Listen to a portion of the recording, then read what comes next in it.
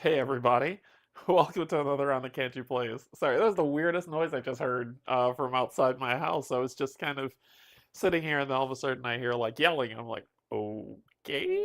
But then it turned into laughter, so it was fine. So, welcome to another round of Canje Plays, and today we are going to play Lands of Galzyr, I believe it's what it's called. Galzyr. I'm not a pro at this, so this game has sat on my shelf of opportunity ever since it delivered to backers in the US. I hadn't played it, hadn't watched anything on it, and then I saw that they did a Kickstarter, well, a game found, sorry, crowdfunding game found for the next, I guess, expansion. And so I was like, should I get this expansion or should I just kind of say, hey? Now, I've asked a lot of people about this game, kind of saying, hey, what do you think of it? And I've gotten it, there's no gray area. I've gotten one of two answers and nothing in between. And I think that's how this game lines up. I got one answer that says there doesn't seem to be any big kind of character progression. You're just kind of unfolding a story, but there's no progress. There's in terms of gain. There's no gain, and your character doesn't become stronger, doesn't become weaker. You just kind of walk through the world and let it happen. And then another group that says, I love story, and this thing is story rich. It has a lot of really great stuff in it, and therefore, whenever we play it, we don't look at to kind of make our character OP. We just play the story and then let the story take us where it is, and then it's over.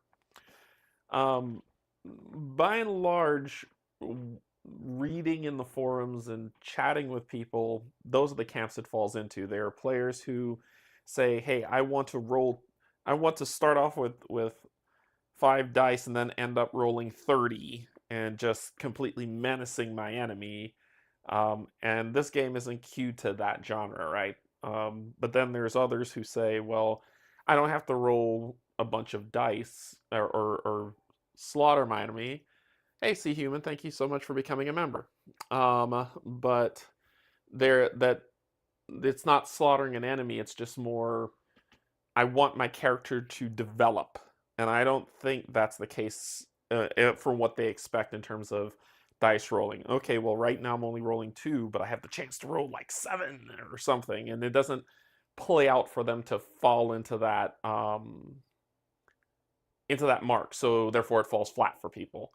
But like I said, then the other camp is this thing is story rich. It has a really engaging, it has a really fun story for each character, and the world is just there for you to explore, which screams sandbox, which is huge me. I love sandbox games. I love stories as long as the mechanics are there to back it up. I had to as I'm becoming an old man, I'm starting to realize that they're not mutually exclusive, right? Um, once you get a game with some really good story, if the mechanics don't back it up, it falls very flat for you. And if the mechanics, the core mechanics underneath are great, then the story just kind of takes it to that next level, and it becomes a really one of those legendary games. So Alfred Wallace says, I love this game with a stupid love. I appreciate that your character is just kind of trying to make it and develops more subtly. Yeah. And like I said, I think there's a lot of it's either you're going to love this game or you're not. And when I say, let me say like, it's either you're going to like this game or you won't. There's no gray area at all for this. So I totally get it. Hey, Matt, how's it going? Hey, Steve, welcome, welcome. See, Human, definitely thank you for becoming a supporter. Alfred, welcome, welcome. So, Steve says, really curious to hear your thoughts about this one, Derek. Yeah, I want to try this out because I'm curious if I should get this expansion or not, or just kind of this is one of those games that I got to enjoy for a little and it's going to go to a better home. But we'll get to find out what it is. Before I begin, I just want to say thanks to my patrons, subscribers, and if you're neither just coming in to hang out, thank you and welcome as well. Um, I read the rule book and I watched some playthroughs. I know that uh, Paul has one, Barrett Meet at the Table has one, and Totally Tabled, Shaggy at Totally Tabled has one as well. So they do great work. Check them out, and whatnot. Anyway, let's get down to the table. Check this game out. See if it works for me or not, and we'll see where it goes from there. Okay, sounds good. Let's do it.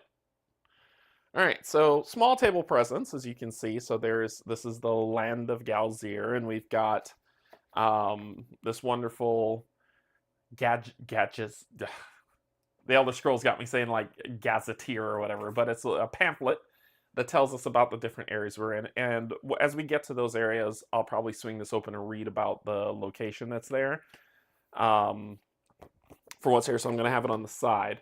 I also have the characters that we're going to, as you can see, I'm going to be playing Bumir. Bumir, I think is how you pronounce his names, but it'll just kind of talk about that character and then we get into the play. I got the rule book if I need it, so I think pretty much part and parcel, this game's ready to set up. I'm sure you've watched tons of people talk about how to set this game up, so I'm not going to pull your ear with that. Just know that there's an initial setup. I rolled the dice and I rolled for June, so June will be our starting month that we're in, and we'll look at that. We'll look at that. I also shuffled and randomly drew 3 quest board cards and placing them on here, and we'll look at all that stuff. We also have table the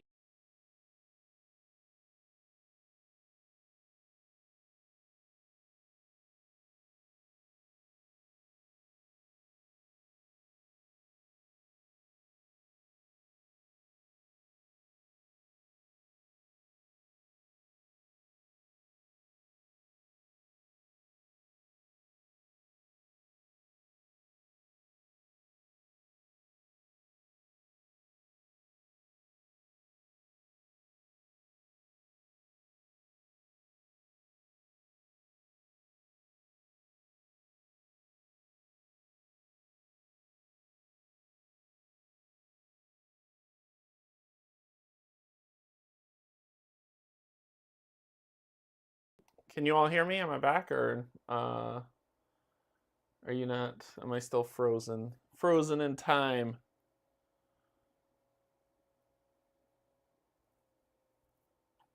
Fun side of streaming.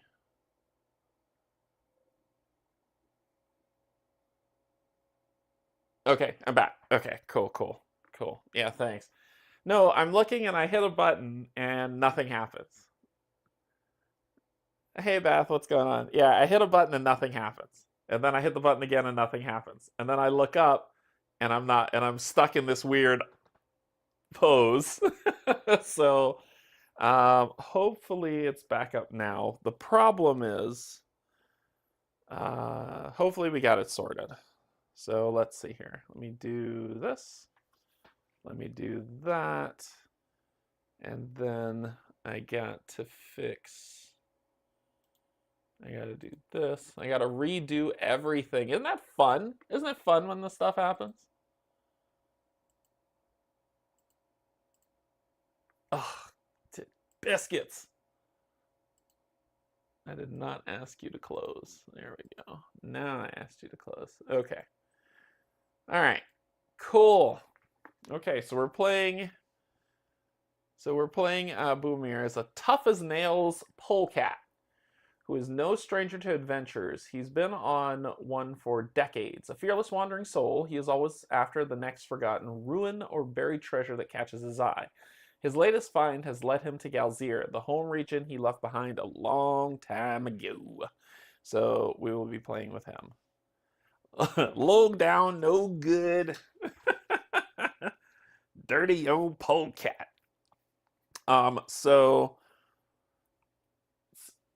here he is in all his splendor and glory. This symbol here is money. So 10 money. We start off with 10 money. I have backpack slots, 3 backpack slots that I could fit stuff in. I don't know what I just clicked. 3 backpack slots that I can fit stuff in here at the bottom. And it says take card 00 from the library, which I'll show you that in a second. So when you do it, and these are kind of this wheel here for people who don't. Oh, I have the keywords explorer and scent as my keywords. And this is his setup. So according to the rule book, this is survival, this is might, and this is thievery. So I'm good at survival, a little bit of good at fighting, and I like to steal stuff because that's fun. So that is kind of where his targets are. And this mark here, initially, what a lot of people think of this game is that you can kind of build this out as you go. But how this game works is you don't really build it, you transfer. So you'll never have more than what's here. Never. In terms of number. But what you can do is say, hey, I can move a survival when the book tells me I can do so. I can move a survival over to communication, and then I have communication dice. Or I can move a survival over to knowledge, and now I'm thievery, might, survival, and knowledge. And these are the amount of dice that you get to roll. So if I'm rolling for survival, I get to replace 2 of the main dice with 2 survival dice that I get to roll. And these survival dice kind of come like this. So these are the only dice with double symbols on them. So when you're looking for successes, we're going to roll dice. I'm going to fail a lot. And when you're looking for successes, usually, especially in survival, you usually want the better dice because you have a better chance of getting those symbols, right? Instead of the main dice where there is just might, perception, thievery. There's 1 survival on here. There's 1 lore. So I think there's 1 of every symbol on here, but the other dice has 2, and there's only 1 on each side. So you've got a 1 in 6 chance. Whereas this one gives you a little bit. Does it give you a little bit more? No, it's about a. Oh, it's on there twice. So a 2 in 6 chance. So you get a shot at doing that, right? But like I said, this is the thing that kind of solidifies it for everyone if they're going to like the game or not, because it's either going to be, yeah, I don't mind that I can't. The only way I could get another thing of might is to get rid of something else to transfer. You don't get to just say, oh, I leveled up, so I get to add communication, or oh, I leveled up, so I get to add knowledge. You're just moving these things around the board to build the character that you want to play with. This is the major part that loses it for people. I haven't. Once again, if you haven't played this game yet, I'm experiencing it for the first time with you because I haven't done the story or played it, so I'll be stepping into it. I don't know the reason for that. That doesn't mean that everyone has to, level up all of these and become the ultimate killer. I'm just more curious as to why they wouldn't give you at least one or two to mess with of free range, right? So if you want to be, you'll never be all around good, and maybe you can, but that's all you could be is just all around one die. But you could go two if you want and build a character you want. So I'm not sure why they went with that methodology. I know this is just supposed to be a relaxing, slow-paced story, but um, I'm not sure of the decision. I don't know their design decisions for that. I think when people were telling me why they didn't like the game, it was this. And so it's a core piece of the game.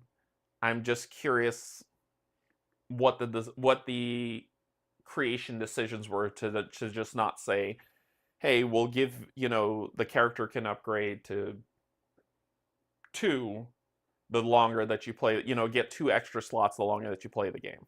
That's all I'm saying. But we'll see. We're gonna discover it. It's new to me too. So, but that's what I've heard is the big thing. I like how the dice has symbols adjacent to the core color too. That provides some interesting strategies to build. Yep. And when we have to roll dice, I'll talk more about this. But like if I have to roll a might die, I can actually roll 1 might die plus 2 of these, plus 1 of those. So you get to roll adjacency as well. We'll talk about it when we get there, but just to break that down for what's there for you. Our 0/0 card gives us a special ability, a one-time burn special ability. As you can see, it's my character. It's Unyielding Spirit. Looks like he's channeling the Kamehameha wave. So a life of adventure has shaped you, made you resilient and defiant in a dire situation when others would yield, your inner strength surges forth. So before revealing outcomes, you may discard this card to replace your dice pool with the dice below. Roll them and use the results. So basically, instead of rolling the 5 dice, I get to roll all of these and then use that result. But this is a one-time burn. And then after I do it, it's gone. It's out of here. We also get a starting adventure. So this is our kind of main starting adventure. So Buried Secrets Part 1. Following a map, you've come to Galzyr in search of treasure. Business as usual, but what surprises could the place you grew up in possibly offer? During setup, do not place your figure on the game board, and this adventure or this quest cannot be abandoned, which means this is our main quest.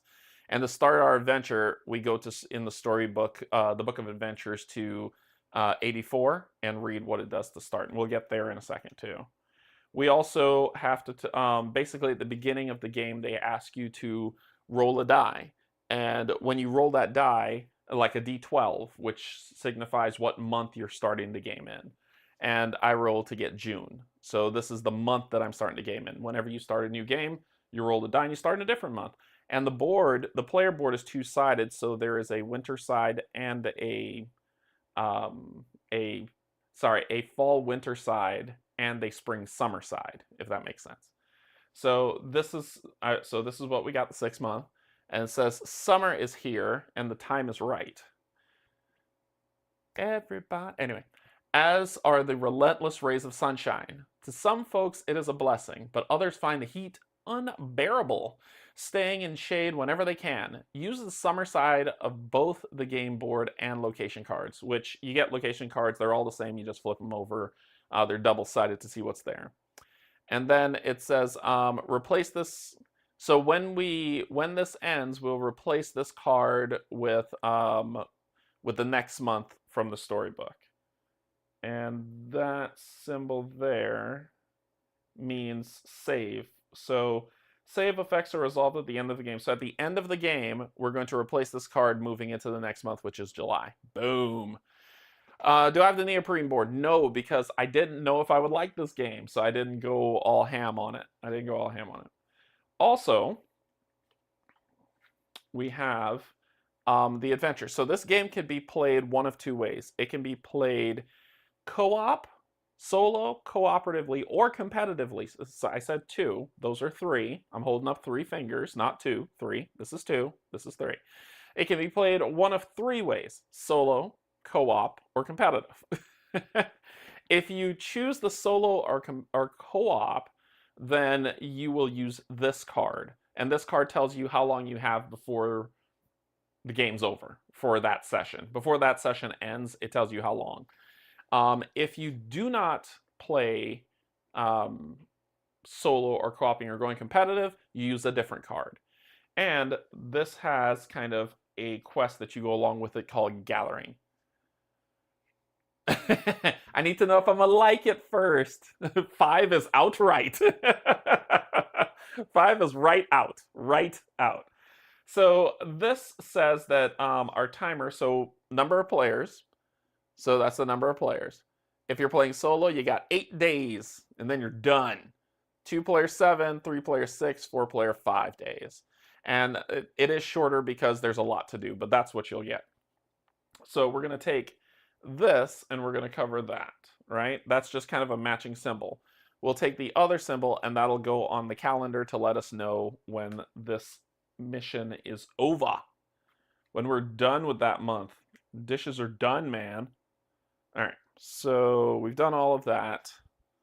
I've shown you a ton. All right, here we go. So we've got event cards. So if we get into an area without a quest or something to do, events will occur, right? Notice these cards are not sleeved either. It's not because they're good quality cards. They're just standard, they're standard cards. But like I said, I don't know if I will like this game or not. So I was like, let me not get into sleeving cards and stuff. We've got the 3 randoms that you draw at the beginning of the game. These are quest tokens that if more quests come out, they'll pop on the board. We have a starting adventure that we have here at the bottom. We have a starting adventure, and we have our unyielding spirit and our player token that we're going to have here. So this is pretty much the setup of the game that we have and that we need. So let's dive into it, right? Let's have a good time. Having a good time, having a good time. Anyway, I need to do this. There we go. All right, so we're starting our adventure because this is the app that we have to use. And it says, select the month shown on the global status card and we'll randomize the starting date for you. So we're starting in June. And we're starting on a Saturday. So what does that mean? What golly does that mean? That means that we're starting on a Saturday and then 8 days from that day. So 1, 2, 3, 4, 5, 6, 7, 8 is the end of the adventure. So we got 8 days and then we're done. Fin. Over. Kaputski. 9. 9 is right out. So 8 days. All right, and we put that there to signify that's when our quest will end. We'll signify that's when our quest will end. That get put there, and any adventures that we happen upon will get added to this track, and we have to meet those as well to get those done. All right, so back to the story. Okay, choose a scene from the list or input a scene number. So we said that our start your adventure on 008. Well, first let's do what's the gathering one? Let's do the gathering one, which is 200. So we'll write 200. And then it says, after all the excitement, challenges, and adventure it is, it's time to unwind. Oh, is that when we beat it? Yeah, that's when we beat it. That's when we beat it. Okay, so we have to go back and do our adventure at 0084. There we go. Yeah, see, I'm learning. I'm learning. As soon as I read that, I was like, oh, that's for the end. So after a long trek, your objective finally looms on the horizon. The crumbling walls of a town ravaged by war. From what you've heard, it was once populated by marbled polecats like you. But now the buildings have collapsed and buried those memories beneath the decades of dust. Only mundane, mortal dangers remain. But perhaps something else lies there as well, like a worthy adventure if your map is to be believed. You grin and pick up your pace. If there's anything to be found in the tunnels below, you'll find it. That is what you've promised yourself. Move the adventure figure to Teshune, and we can head inside the rune from there. So we're going to take our figure, and that's our starting location right there. So we can go. Oh no, did I freeze again? Dadgummit. There we go. So we're starting here in Teshune, which has a card. There's ruins here that have a story. There's a camp, and there is a quest that we could potentially do. So, hoo-ha! I got you all in check. Okay, so we'll go back to the story, and it says head inside the ruins. So that's where we're going to be going. As you approach Teshune, you take in the sights. This is the first time you've been back to Galyzr in years. In fact, you've actively avoided the place after you left at a young age. You swore to pursue the greatest adventures relentlessly, living a life of no regrets, and that's what you've done. However, a while back, you ran into an ocelot gambler who insisted there's treasure hidden below Teshune. Despite your skepticism, you set out at once. Otherwise, you might miss something big, and you cannot bear the thought of that. Your gaze wanders back to the crumbling but still suffocating looking walls. Whatever challenges this place has for you, you'll preserve, for you came prepared. Give a random 100 card from the library to the adventurer, and give a random 200 card in the library to the adventurer, and then continue. So we'll get a random 100. And yes, Steve, I put these things the way that you prefer them because they're easily accessible in story mode, but I still disagree with them wholeheartedly. So we take the 100 cards, and if you look up here, it'll say 100 on them. So you get all those cards, you shuffle them up.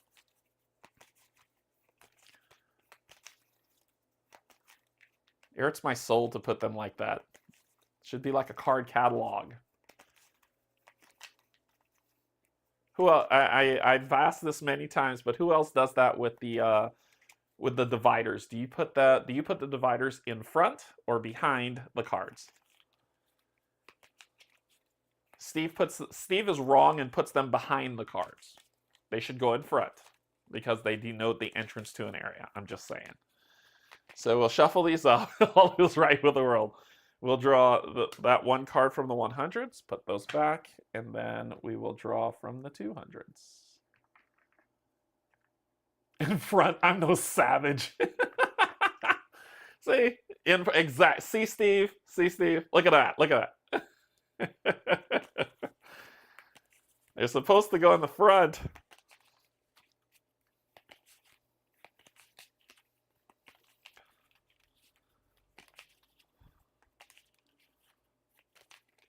Exactly. A random 100 card and a random 200 card. So that's... We'll grab that guy. Okay, let's see what our 100 card is that we got. We got a miner's pick. Hey, that works out. So we gain the word pick and weapon. And it's a backpack symbol. If we had to buy it, it'll be 6, but we don't have to buy it. The Earth's crust hides unimaginable riches and resources, sparking hopes of wealth in many. Moles in particular have enjoyed the gifts they believe to be created by the deity Joris. So, if we have to do a test on force, it says we'll gain 1 success and we can re-roll up to 1 die. If we're using a test for fight or climb, we can re-roll 1 die, but we gain these 2 keywords. So this is one of our backpack stuff. The other one is, this will work, coffee. So Galzyr gets its first taste of coffee, which Capuchin monkeys brought their foreign beans to Hazembi's market. Now local ruling families, just like the merchants themselves, can't go a day without the energizing substance. I agree. Coffee's good. I have a cup a day. You may discard this card to return your freezing something. Oh, ability. To the library. Wait, what? Return your freezing. What symbol is that? That symbol means. I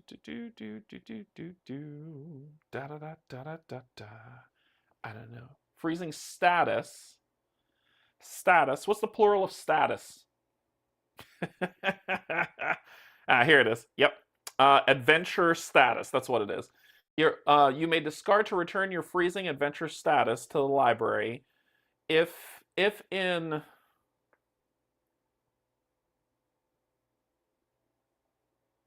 all I'm doing is matching symbols. That's all I'm doing in this. Yep, that's the library. If in story, knowledge. If in knowledge or perception skill check, also get 2 successes. Cool. So we can discard this. We basically drink a cup of coffee. The pool of status is trouble. It's the tie. You may discard this to basically get rid of a freezing status card. And then it says, but if period, that's period, I read that's period. If in a knowledge or perception skill check, also get 2 successes. So these, oops, sorry, this one. These go in our backpack, so they take up 2 backpack slots. You can only have 3 things in your backpack, so I've got 2 things in my backpack slots that I can use. I'll keep them down here just so you don't see me just start gathering a bunch of stuff and putting them here. But at some point, I'm probably going to move them to the side. Actually, I probably should do that now because I don't want to keep sliding down. And we'll just say that's where they sit. Yeah? Yeah? Cool. Okay, so they'll be in our backpack slots. Let's continue on with our adventure! Alright, so continue. You find an entrance to the tunnels easily enough, and smile as the invigorating aroma of stale air hits you. It's the familiar smell only old ruins like this have. It makes you feel at home, or so you think. You aren't exactly sure what that's like. Nonetheless, the map you've got stops here. Although calling it a map is a bit generous. It's poorly drawn, smeared, and utterly unreliable. Just the way you like it. You'd have to rely on your wits from now on. However, someone has drawn a scribble to the side depicting a symbol of some kind carved on a wall. It could be an ocelot face, but you cannot be sure. Perhaps you should try that. Reminder, after the adventurer chooses an option, select it before they resolve the skill check. So we can do a medium test, which is to explore, or we can do an easy test, which is perception. Now, as you can see on our character here, exploring is our business. That's what we do. That's what we do. We do explore. And even though it's a medium difficulty, we got to explore. That's just who we are, right? So we're going to do explore. So remember, it says reminder, after the adventurer chooses an option, select it before they resolve the skill check. So we're going to do explore. All right. Reminder, should be the adventurer's best available dice pool due to their current skill marks. Also, some of their cards might influence the skill check. Okay, so we're about to roll some dice and then reveal what the outcomes are. So that's what we're going to do. We're going to gather the dice. So first off, you get 5 dice that you have to roll, and they're all black. They're all black dice that you got to roll. What you can do is you can replace dice with these stats. So because I have 2 marks here, I can take these 2 dice and replace them with those 2 dice of the same color. Also, if I had a mark here under knowledge, I would be able to replace 1 die with a green die. But notice I have an orange here, so I can replace this one with an orange die. Don't forget you can reroll all the dice 1 time. And I can reroll all the dice 1 time. So, yeah, there's that. There is that. All right. So we're rolling some dice. So this is what we're rolling for the check. And how many symbols come up for the symbol that we need? Need to break it out myself. I played as... Oh, that's awesome, David. Yeah, welcome.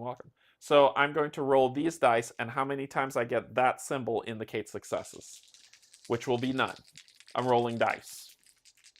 I'm using the wonderful dice tower by... oh, I forgot, Steve. I promote Kim every chance I get, so...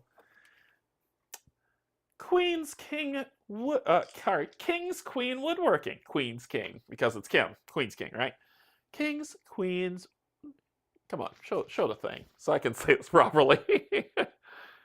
Come on, you can do it. You can do it. There we go. King's Queen Woodworking. Kim Kingsley, craftsman.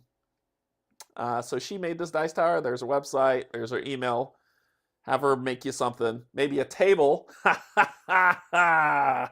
Shots fired. All right, so let's roll our dice. And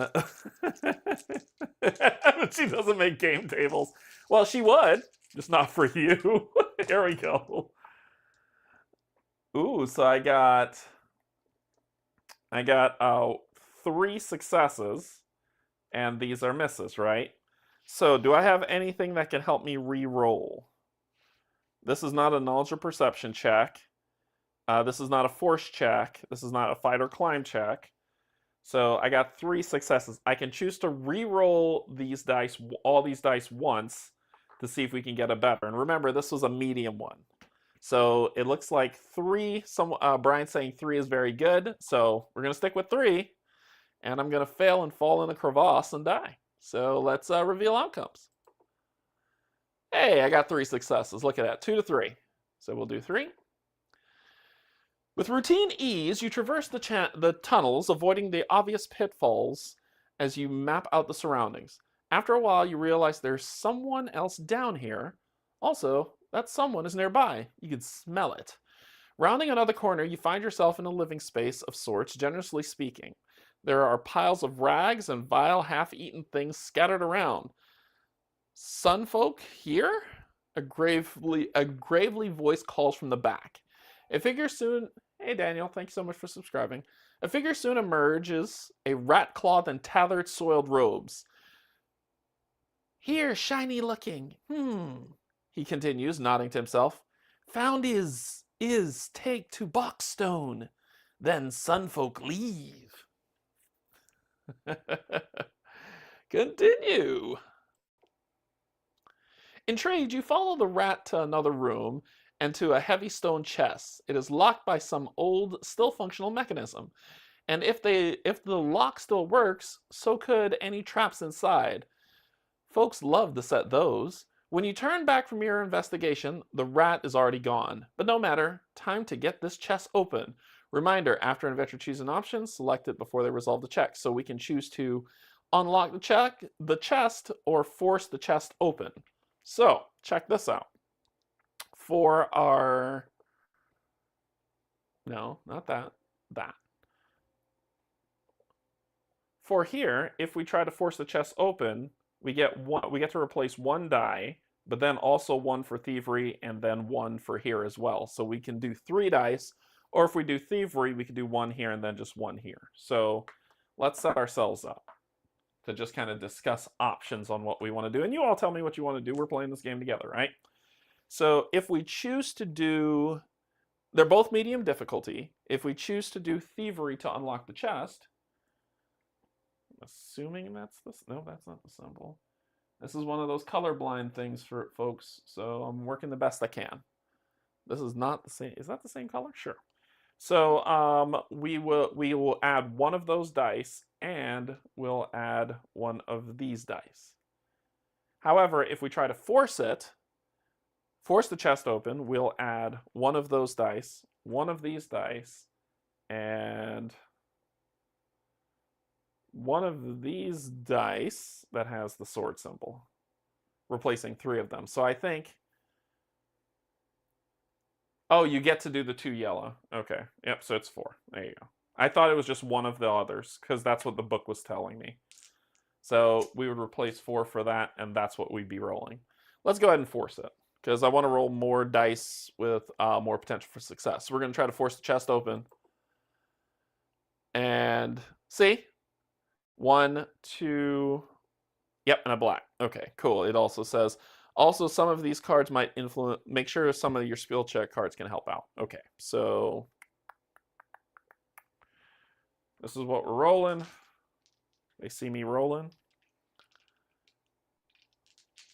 And this is not a fight, a climb. If we had force... Was force one of them? Oh, no, it's not force. All right, here we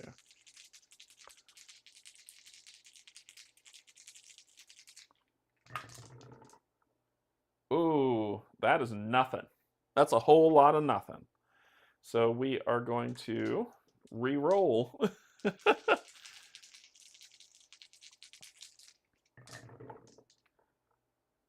That's nothing too. Sweet. Look at that. That's a whole lot of nothing on stuff that should give us what we need. But we have force here as a keyword, and it says we get 1 success and can re-roll up to 1 die. Let's re-roll that force die. Perfect. Failure. Abject failure. So I only got 1 success. I got 1 success from this because it says force, get 1 success and re-roll up to 1 die. Sweet. That's exactly what I wanted. Abject failure. So we will reveal outcomes. We only got 1 success. You have to really lean in and put all your strength into it, and when the lid finally cracks and swings open, you fall in face first. On instinct, you shield yourself as an old mechanism strikes a deep gash in your arm before collapsing. Hello, Chris. Right on time. But never mind that. You found yourself laying next to something more interesting. Laying atop what looks to be long decayed junk, you see an oddly familiar stone pendant. It shows a mountain peak with a sundial behind it. You think you've seen it before, a long time ago. Why is it here? You have to find out. Pulling yourself and the pendant out, you ignore the pain in your bleeding arm. You can't afford more mistakes like that because something much more dangerous awaits in Rheinstum. You earn 1 prestige. So let's do this in order. So up here, this is the prestige track. We start on 0, so we earn 1 prestige. Return buried secrets 111 from the adventurer to the library. So we'll take buried secrets 111, right? Return to the library. So let's see. See how I went 100? Oh, y'all didn't see me do that. Notice, even though I'm doing it the busted up Steve way, immediately I was like, okay, 111, and I pulled it this way, which is 150, which is wrong. I should have done this, which is just unnatural, man. It's unnatural. So return 111 to the library. Just feels wrong. Gift card 53 from the library to the adventurer.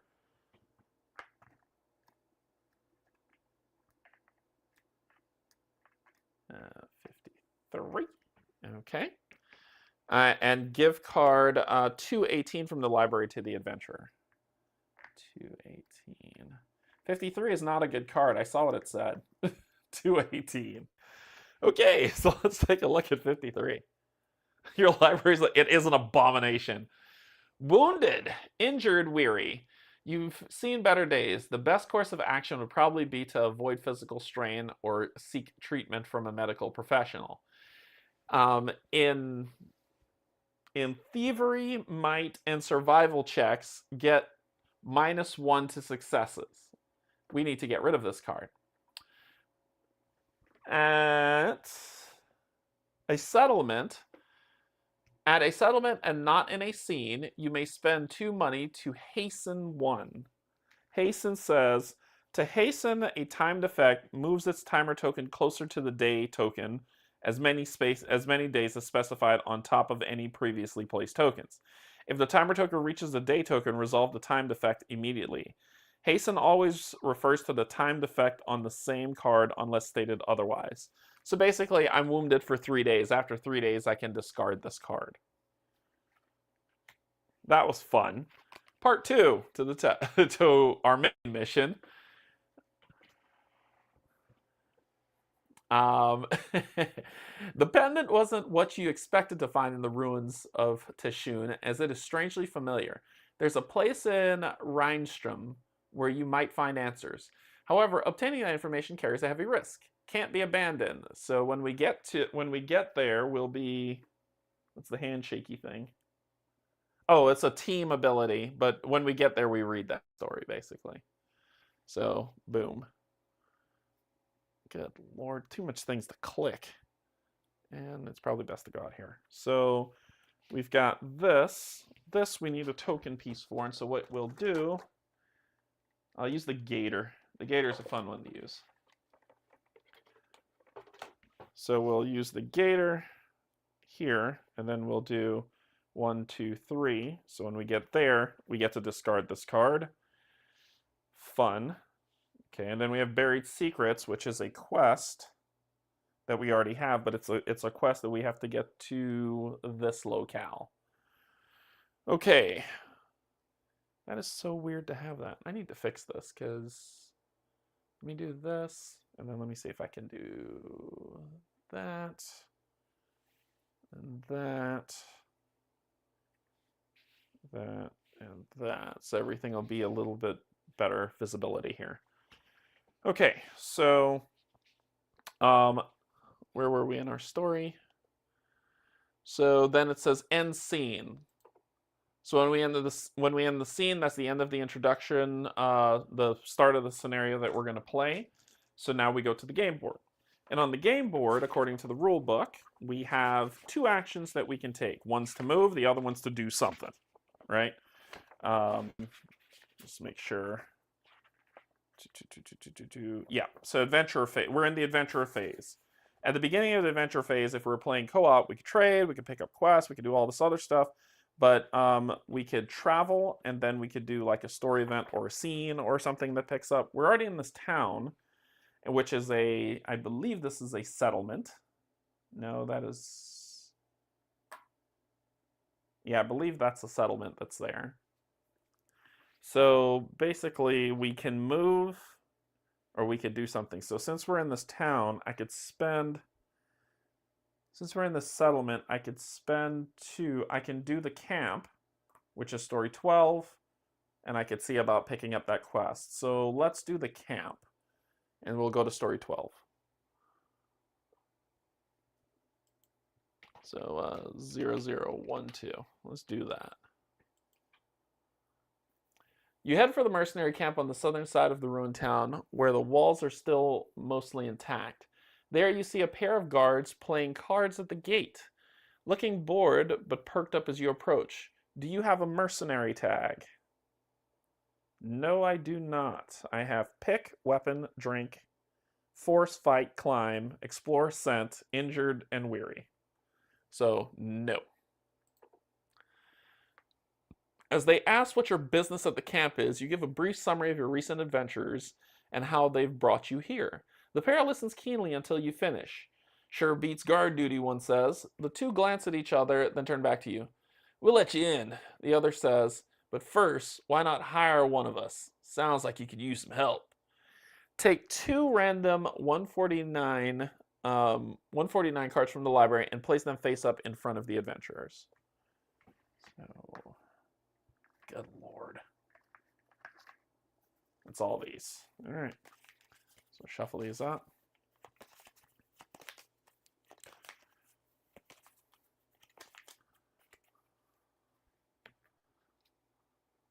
Come on, good cards. Here we go. We got Momo Eluxotaba Spectacled Bear. Might, Mercenary, Scent. Momo is a founding member of Strong Arm, and she is still strongly against the alliance with Violet Knights. In a, I'm not used to this, we're learning together. In a might or survival skill check, get a success. In a fight climb, get a success. Spend 5 money to delay this by 2 days, otherwise discard in 3 days for them coming with me. And then the other one is that one. I'll put the others back. Marlena, brown bear. Sentinel, mercenary, scent. Marlena has always been the most knight-like member of her group. If you would get wounded, ooh.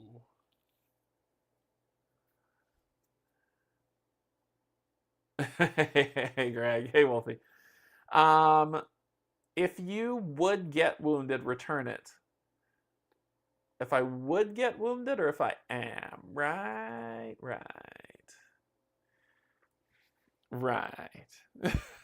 So, so take those two, put them face up. I can hire one of them for 4 gold. I think I might. I think I might grab it. I'm gonna hire.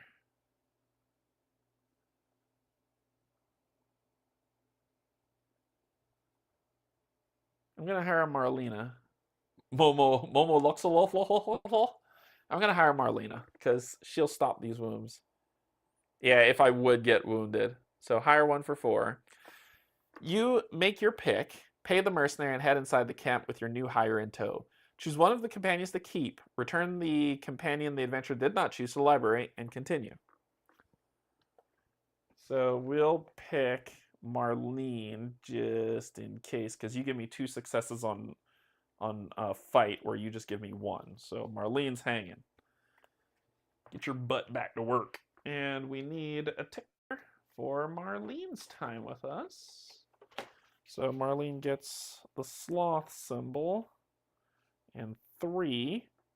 So just 3 days, right? 1, 2, 3. So it goes with this one as well. So we got Marlene for 3 days as well. Okay. And we'll continue on the story. And this isn't so bad. It's just kind of putting in all seriousness. It's a jury fall-like day here, and thought I would come check out these lands this afternoon. Yeah, it's dreary here too. It was some bad rains that came through. It rained all day yesterday. It was crazy. Oh, and I got to spend my 4, right? So I'll go from 10 to 6 monies. So I'll spend my 4, go from 10 to 6, and continue. Finally inside, you check out the camp. Rows of tents are set up beside the few scattered remnants of houses, and dozens of mercenaries go about their business. Everyone seems busy, but if there's lots of work to do, perhaps you could find some for yourself. So, on the other hand, the large campfire further in looks inviting as well. So we can seek out the person in charge or relax by the campfire. That might help with the wounded thing. So I'm going to relax by the campfire. I don't know the story at all. Let's relax by the campfire. You feel your joints aching from all the action, decide to rest for a while. Stay a while and listen. As you make your way over, you notice that it's empty, save for an old spectacled bear staring at the fire. He waves you over as you approach. The bear, Pacha, is a mellow fellow who seems delighted by your company. He chats with you amicably while you relax by the fire. After a while, the subject turns to the mercenaries group itself. They call us Violet Arm Mercenaries now, he says. I don't like the name. We were 2 separate groups not that long ago. Rivals, in fact. For a while, he stares at the flames in silence, and when he turns back to you, there's obvious pride in his question. What do you know about our half-strong arm? Recall what you know by doing a... Ooh, I would just be rolling the 4 black dice for that, or change the subject and ask, you know what? We're going to YOLO this bad boy and fail this horribly. Let's do that test, because it seems fun. So, I'm not good with knowledge at all. So we're going to roll these. However, that knowledge, which is at 0, is next to the yellow one, so I can roll at least the 2 yellows and fail myself horribly. So we're going to roll these. Hey, I got 2, and this is a cock die, so let's re-roll you. 2. So I got 2 successes. Wow, Matt. Reveal outcomes. Hey, look at that, 2! Yeah! You recall that they are a feared group of mercenary warriors led by Malisok, another spectacled bear. They've... Spectacled bear?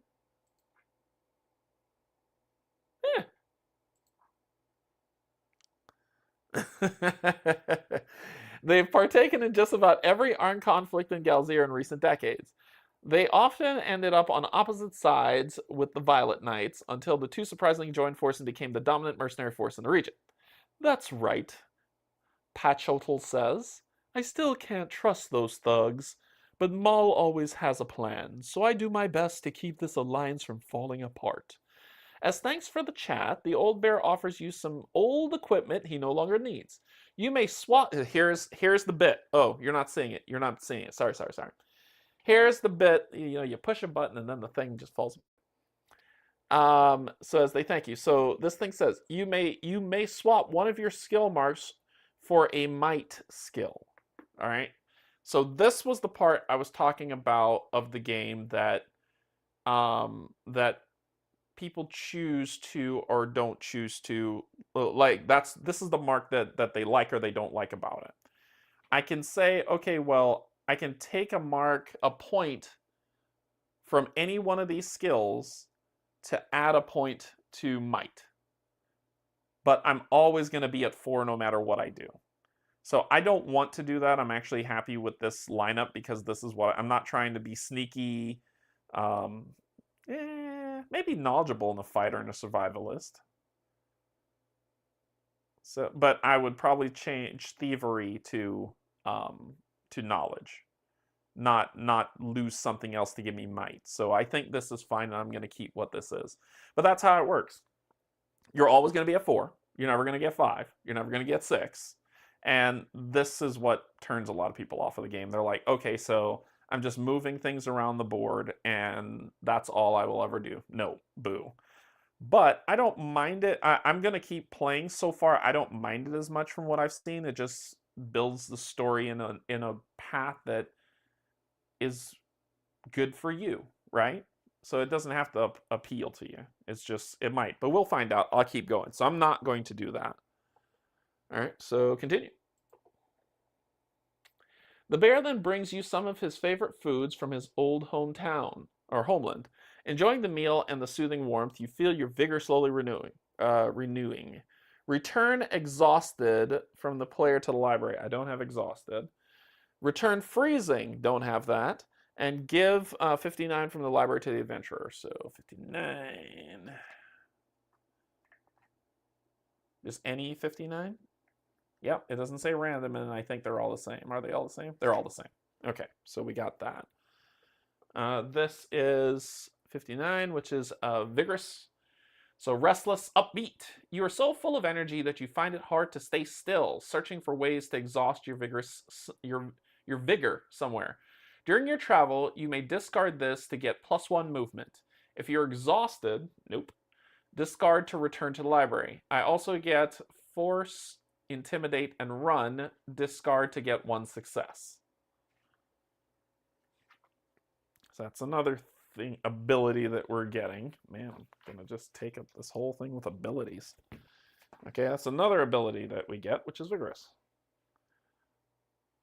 Can we move you up a little bit more? Leave a space for the 3rd backpack slot. And then this is where we are.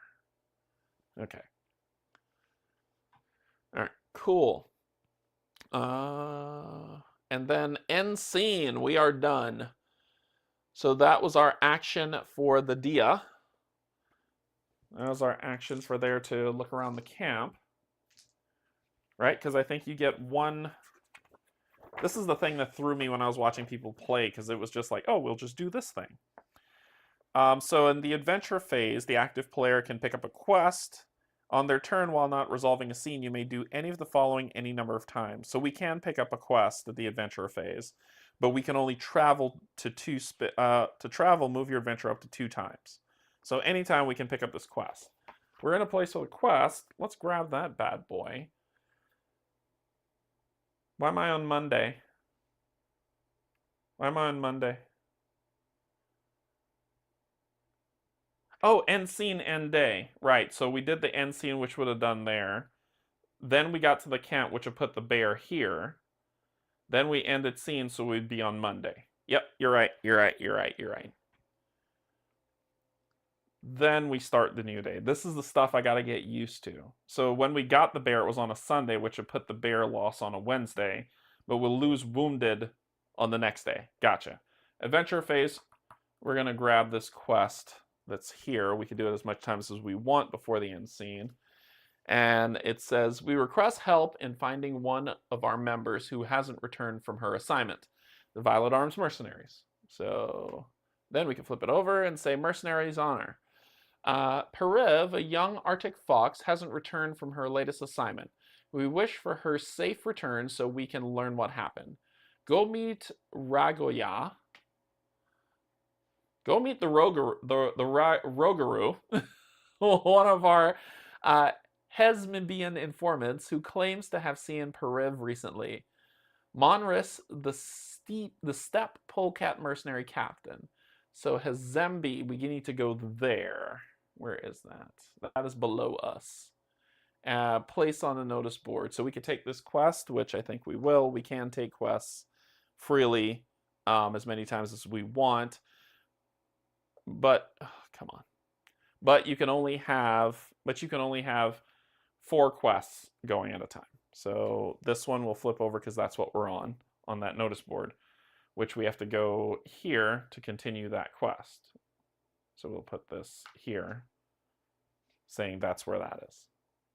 The other 2 quest boards are over here for us to take. Okay, so we can move. I think we should. We can actually get there right now today on this movement if we want. Then we could go to the town and deal with what's at the town. But I kind of want to be able to use her before she goes away forever. We can spend 4 to delay her for 2 when that time comes up for 2 days. So let's just move our 2 spaces. We'll do... Where do I need to go to complete this? Over here. Oh, they're so far. Why are they so far? All right, let's do this. Let's do 1, 2, and that's where we're going to move there.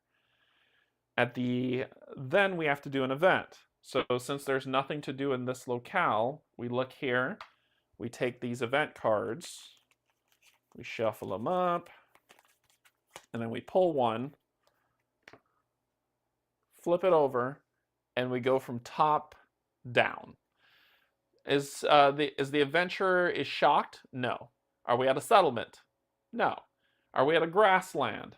Yes. So we'll go to 238 of the storybook. So 238.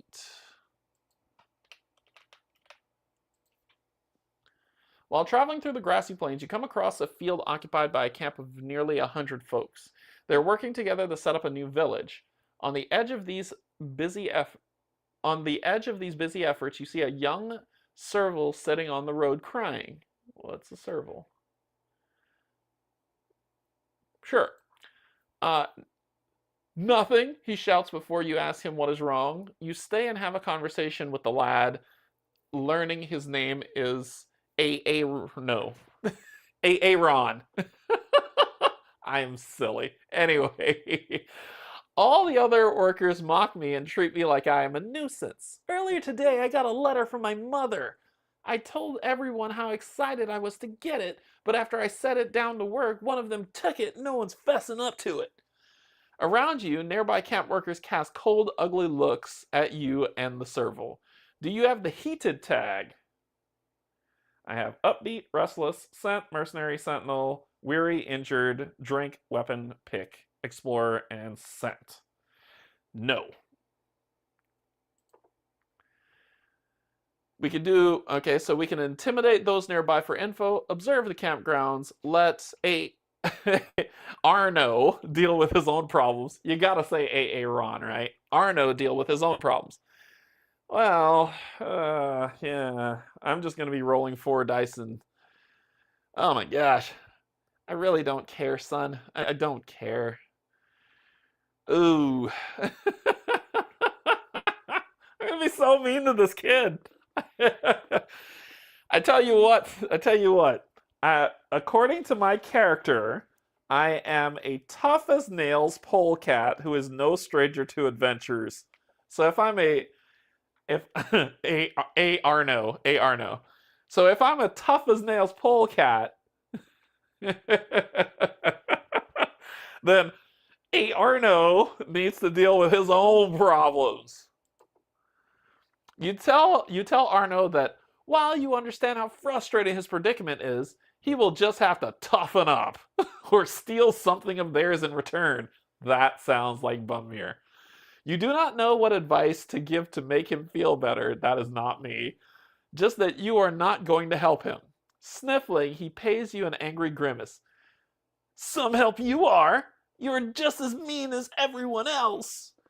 That stings you deeper than you expected. Not being able to deny his accusation, you leave.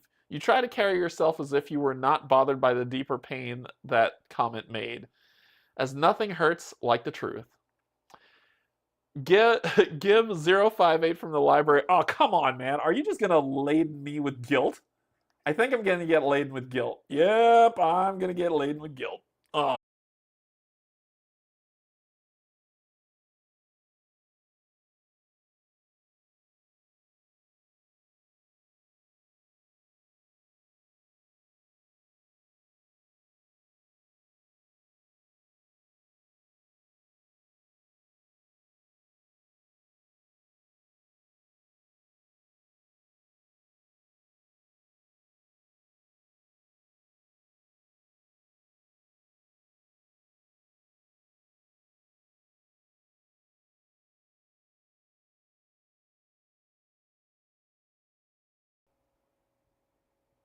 All right.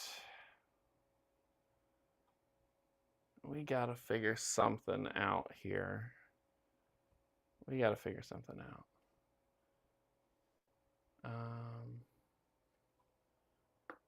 Because it looks like the show hide is what's causing the stuff to freeze. I don't know if y'all could see me back yet, but let's see what we can do. We'll do this.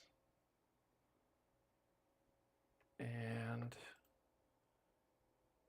we'll see if,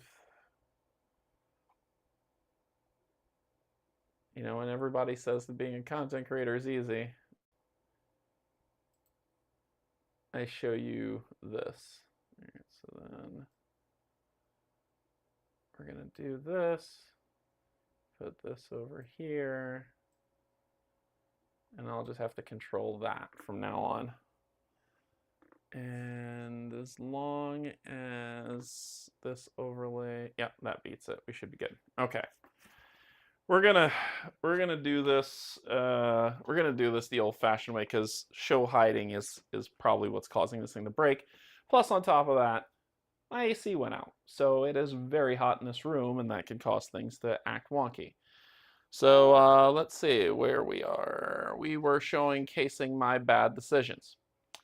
Disheartened. So worried and weary. What's this all for?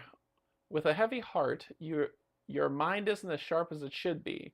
Your only glimmer of hope is that perhaps tomorrow will be brighter.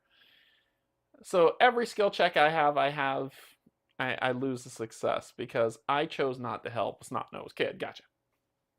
I was punished for playing my character. And we're going to take the parrot for this. So the game's like help people or fail. So that'll go here. All right.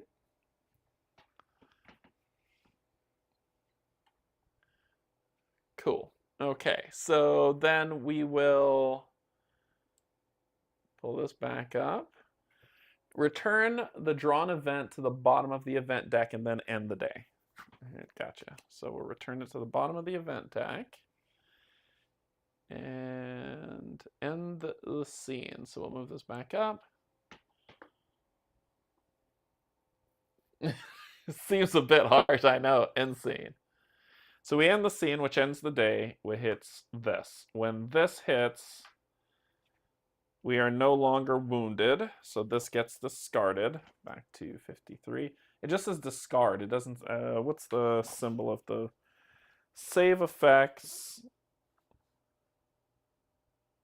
Oh, if you have to save it, it discards, but I don't have to save it. It's just after 3 days, it's done. That's it. It's done. It's done. 53.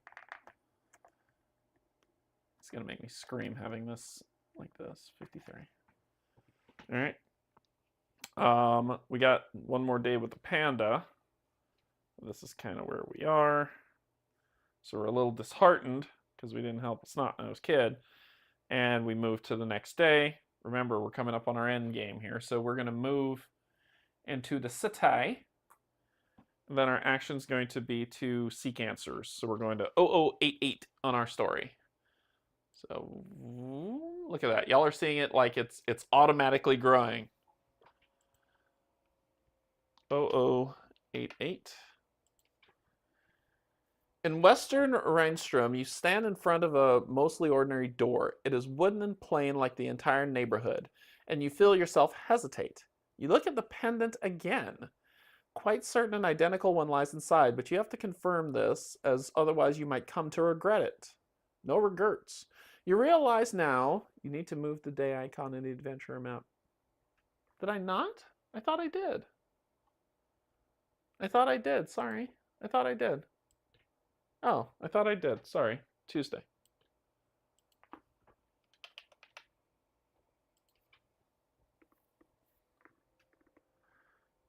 Where was I?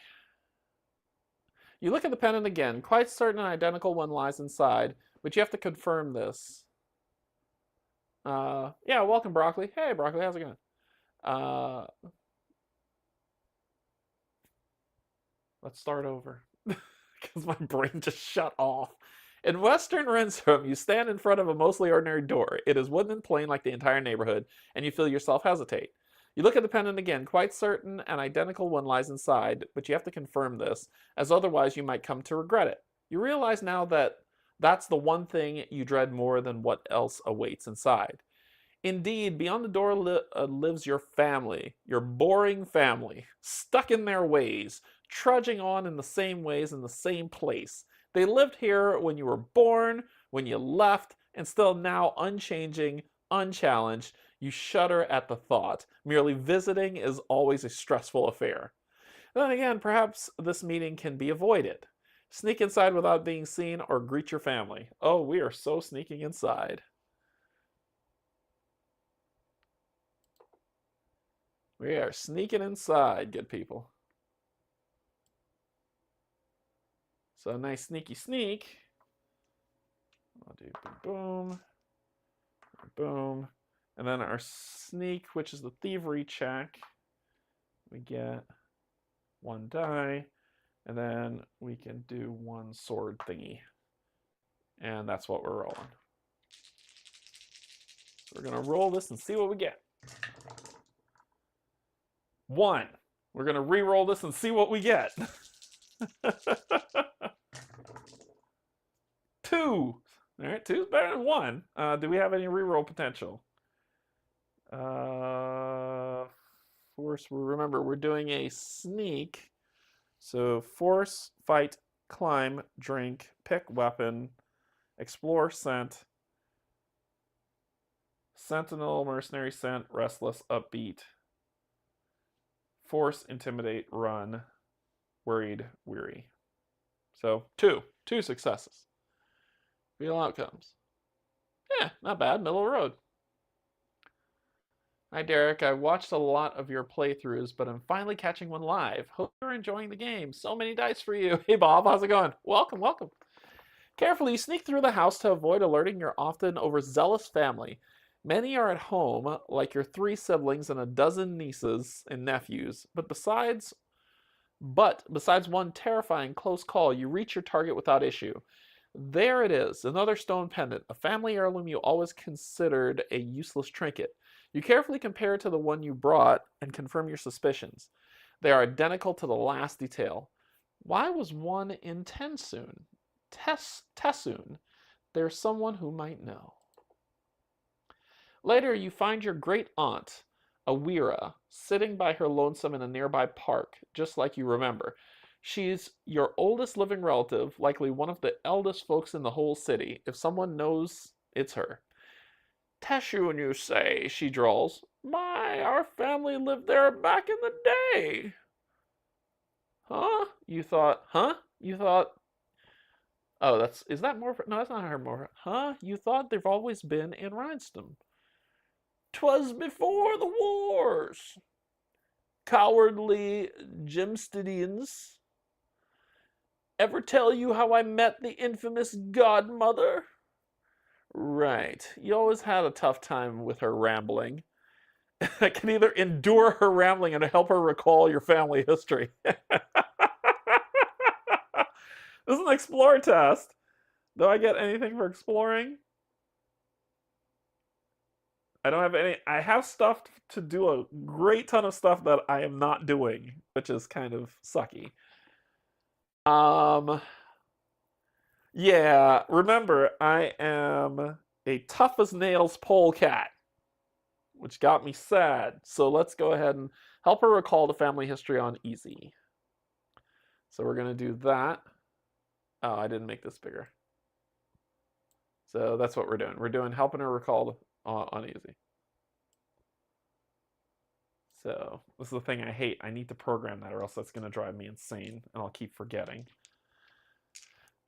So we could do, I could replace these because it's a lore check with these two, and this is what we'll roll.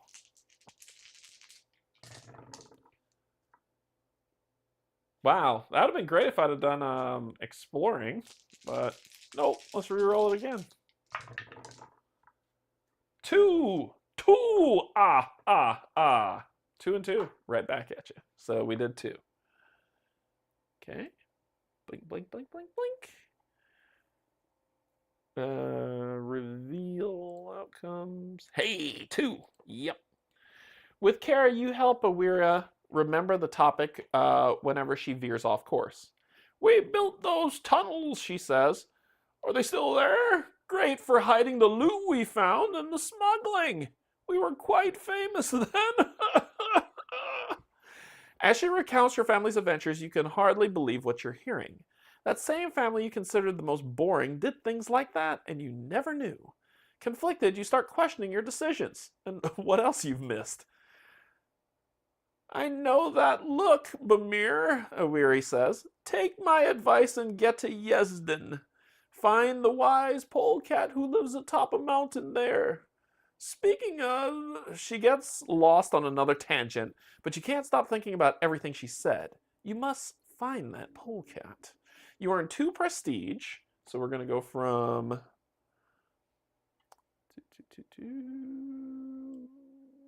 do that. We're going to go from 1 to 3 on the prestige track. Return buried secrets 218.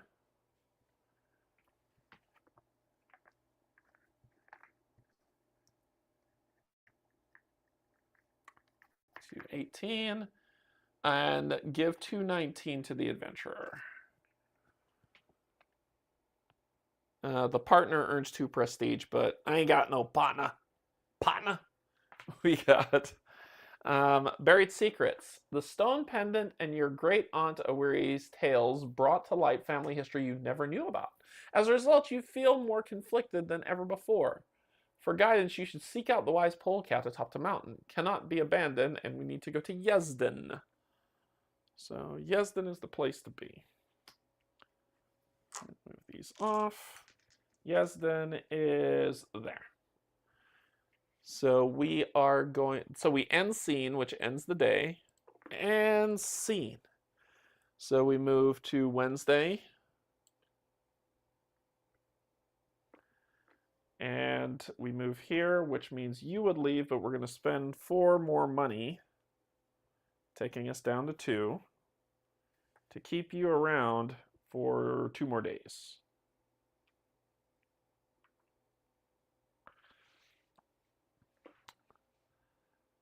All right.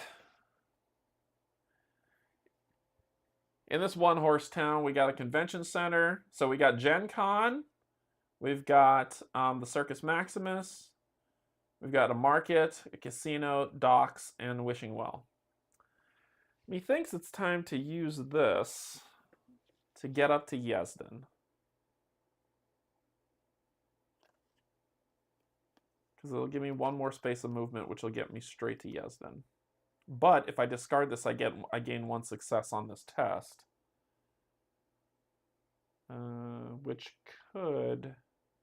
Which won't mean anything for a disheartened, which will go right next round. So,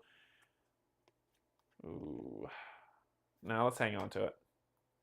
I'm going to go out of here And we're going to go 1, 2 to a mountaintop. Pull this thing. And it says, is the adventurer wounded? Syndrome.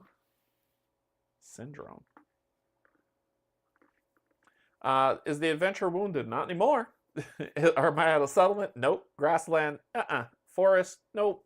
Hill? Not really. Mountain? Yes. 219. So we're going to 219.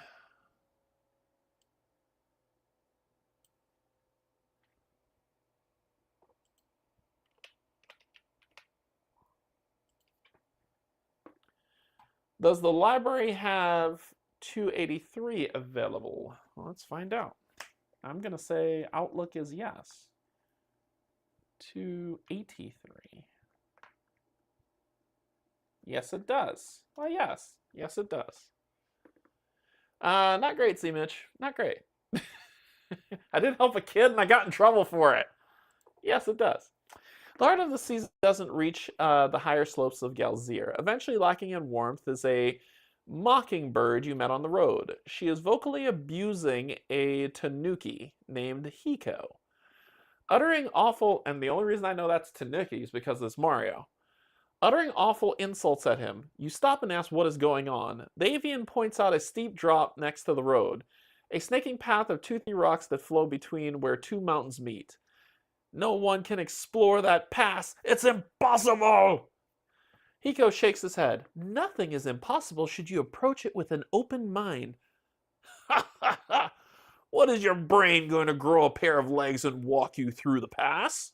The two start debating about the higher philosophy of willpower's ability to trump obstacles. Do you have at least one companion? I do. Yep.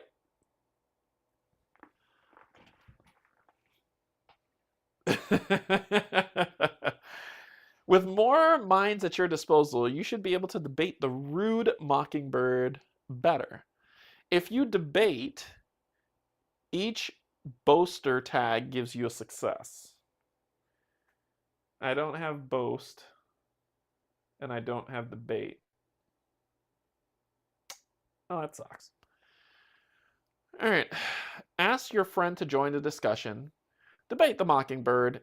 Intimidate the mockingbird into agreeing. Leave them to argue. So the last time I left somebody alone, I got punished for it. And I don't want to. I'm going to ask my friend to join the discussion because that's glittering. Your cohort agrees to help out in the battle of wits. They sit down with you and start working on ideas after hearing Hiko's opening statement.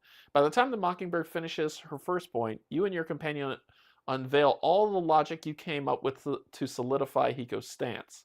The mockingbird retreats inwards, overwhelmed with the conflicting arguments. Her worldviews have been shattered and considered reevaluating her whole life. Damn. Really? Okay. Hiko waves away the bird and then takes a swig from his gourd. I knew my patience would win out. When one chooses anger, it is only a matter of time till they undo themselves. Allow me to accompany you in your travels. See what other wisdom you can conjure. You earn 1 prestige, so we're going to go from 3 to 4. And then give 283 from your library to the adventure. Doink. And return the drawn to the bottom of the event deck. Will do. And end scene. That's all I think about. All right. Whenever I see that end scene. All right, so we've got Hiko, the underdog with scent. Hiko, a wandering philosopher, embodies the virtue of patience. He gets more done than folks give him credit for, helping those truly in need. We get Force, Explore, Search. If you have no successes at the end of your skill check, gain 3. Hey! After 5 rounds, he's like, bump this, you suck, we're out. So we got another friend. Hiko will use the symbol. So 5 days. So 1, 2, 3, 4, and 5. So Hiko will be with us for the rest of the adventure. That ends the day because that's end scene. We go here. At the end of this, we could discard this nonsense. So we're no longer disheartened because the kid was a stupid kid anyway. Nobody wanted to be his friend. Nobody cared. All right, so there we go. Okay, a new day. A new dia. So let's go here. To which we will continue this on 00. Head to the mountain, 0092.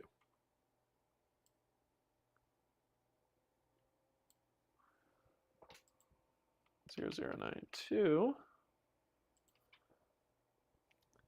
Yeah, yes. The sleek cliff before you is an imposing example of Galzyr's landscape of what you left behind. You now wonder if you should have never left at all. You dedicated your life to adventure, but you still can't see and do everything. What if every secret found is another mist? Needing new perspective, you step forward towards the mountain and the wise polecat at the top. Stop! Don't open that door. An old Bobak marmot, a Bobak marmot, sure, rushes rather slowly to block your way, adjusting his trousers over a round midsection before continuing. I saw that look of yours, upstart. This sacred peak belongs only to marmots, like the famous Hayun. He points to himself, then brandishes a staff at you. Famous? You might have missed lots of interesting things about this place, but he's not one of them. We can fight. Oh yeah. We're not convincing anybody. No, we're fighting because I got a lot of fight stuff. So we're about to fight. Fight the Bobak marmot. Yes. So we've got a lot of things to roll for this fight. We're about to dominate this dude. Okay, so let's get the starter dice. Then fight is one of these. We've also got these two that I can put here, and then this one that could go here. Then this says fight. I can re-roll one die with the minor pick. I can fight with that. Fight. I get 2 successes and can re-roll another die. So right now I'm sitting on 2 successes off the gate.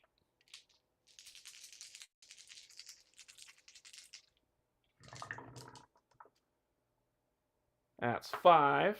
That's 6. And I get to re-roll a die. So I'm going to re-roll you. And then I get to re-roll another die. Here. So I'm going to re-roll you again. All right. So 5 successes. Fighting is fun. So let's see. Yeah, so I think we killed him. The skill with which the obstinate marmot wields his staff is considerable, but still a far cry from your prowess in battle. After a brief but fierce exchange, he lies on the ground, gasping heavily and holding an injured leg. But as he regains his breath, his attitude remains unchanged, any whisper of humility only fleeting. Oh, a worthy challenge indeed. Go on then, challenge the heavens. Perhaps one day you'll reach as high as the prestigious Hayun. You resist the urge to step on him and move on.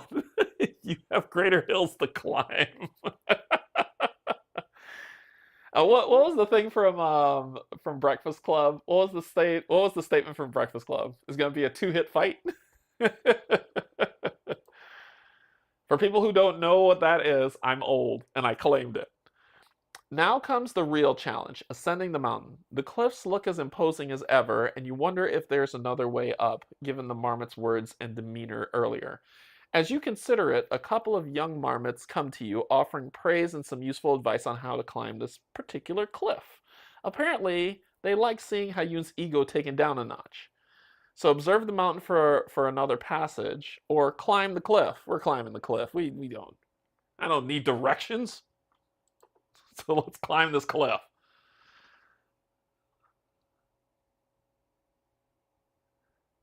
We got 2. I am going to key this in if we continue playing this game so I don't have to keep doing that. That's going to drive me insane. All right, so we're doing a, so we take 2 of these, put 2 of these in, and we're going to take 1 of these and put that there. And that's what we're rolling. All right, so we're doing a climb, pick weapon, climb, reroll 1 die. So we got climb here. Tick, tick, tick, tick, tick, tick, tick. Fight, force, intimidate, run. Force. Okay, so we just got 1 reroll on climb. Do you have to help with? Do you have help with climb? Just 1. I just have 1. That's all I got. I'm checking my keywords, and all I got's the reroll. I can reroll 1 die. That's all I got. So let's shake and bake. 1 success. I'm going to reroll all these dice. That is a way better roll. Way better roll. 5 successes. There we go. There we go. And I can reroll 1 die. Let's see if we can make it 6. Nope, just 5. All right, reveal outcomes. Oh yeah, 3+, that'll do. Channeling all of your strength and spirit, you surge up the mountain at a blazing speed. You've traveled all over the world. Ascents like this are barely a match against your overwhelming expertise. Man, that's good for ego stroking here. You race to the top in a triumph that would shut up anyone who's ever doubted you. However, what greets you at the top is only a desolate rocky peak, devoid of all life but you. Game, you suck. You stand there in your lonesome, no old marmot or other challenges in sight, but no... Wait. You stand there in your lonesome, no old marmots or other challenges in sight, but no wise polecats either. Despite your victory, you're still left with your thoughts about your life and your adventures. You pull out the stone pendant you've been carrying. The scenery in it is much like the one before you. As you turn it over in your paws and think, how can you live with no regrets if even with all your effort, there's so much more to see and experience, or miss? What is the answer? What should you do from here on? I think we're... I know they're pushing me to do relax a bit. So let me do relax a bit. They're pushing me to do it, and they'll probably punish me if I miss the entire Brene Brown of this.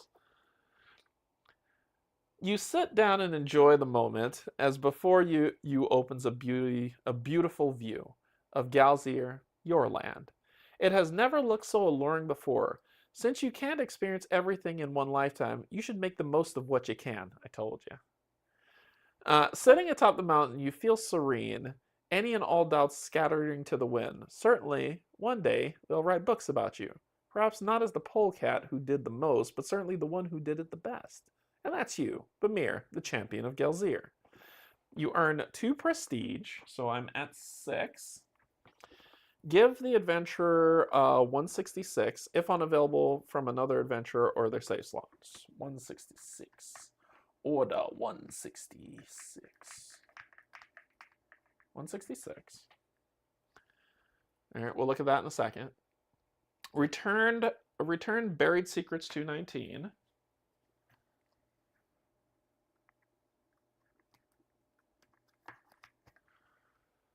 Give 060. Is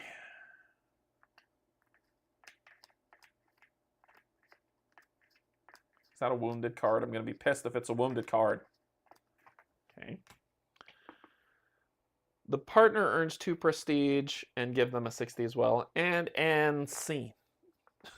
So there's no other adventure to do. So let's see what we got here. We've got champion. Ooh, why are you being... There we go. Champion. Supreme. Through your feats, you have declared yourself the champion, standing above all others. The mere thought of trying to challenge your glory makes lesser folks tremble in their boots. We get Fight and Intimidate. If you had this card from the start of the game, discard it. So that's what we have right now. And then the other card we have is Inner Peace, Serene and Upbeat. Hard to achieve, even harder to maintain. Inner tranquility is the goal of many meditators. In any of those skill checks, we hasten 1. We get recall, convince, observe. We get a success and discard after 4 rounds. So I think we finished our main goal. That was interesting. Okay. Okay. All right. We did well, and that ended the scene, which will come here. I can't afford to pay you 4, so you're gonna go away. My 1 companion goes away, so 149. Nope, it would be here. And the other one, this Serene thing, comes out 4 days from now. 1, 2, 3, 4. And that be that. Yeah. We got 2 days left. Wow, that was interesting. Let's move it. Let's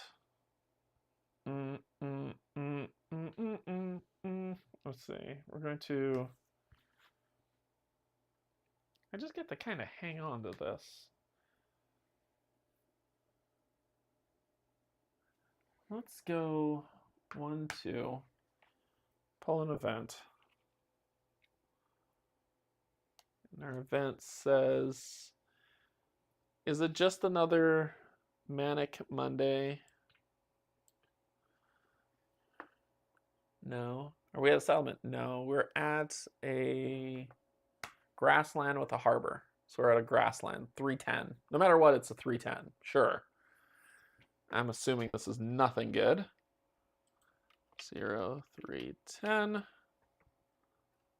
Hide.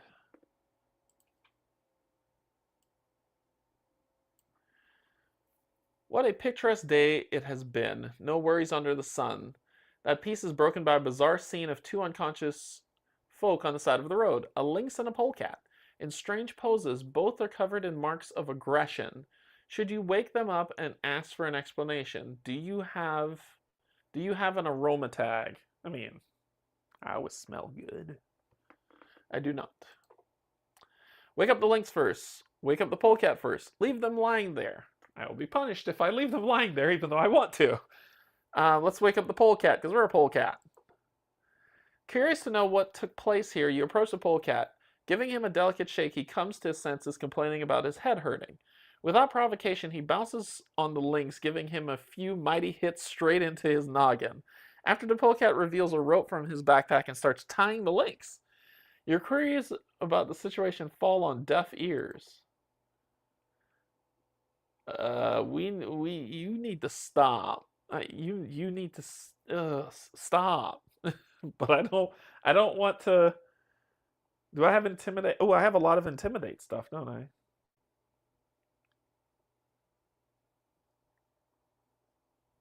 Yeah, we're gonna do intimidate. We're gonna intimidate the polecat to stop. That's what we're gonna do. To knock it off. All right. So 2, 3, 4. Intimidate is a communication check, but I don't have that. However, I could discard this card to gain 1 success on an intimidate, but let's see what we roll first. I'm just rolling this. This is all I got. 1, 2, and let's discard this. 59 to make it a 3. Let's make it a 3. Make sure we stop them. Stop them cold. All right. And we can re-roll up to 2 dice with Intimidate, so let's do that. So we've got 3. Let's see if we can go higher.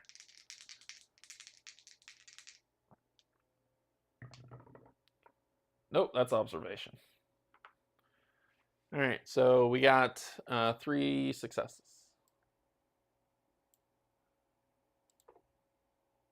Man, that's so infuriating. Ugh.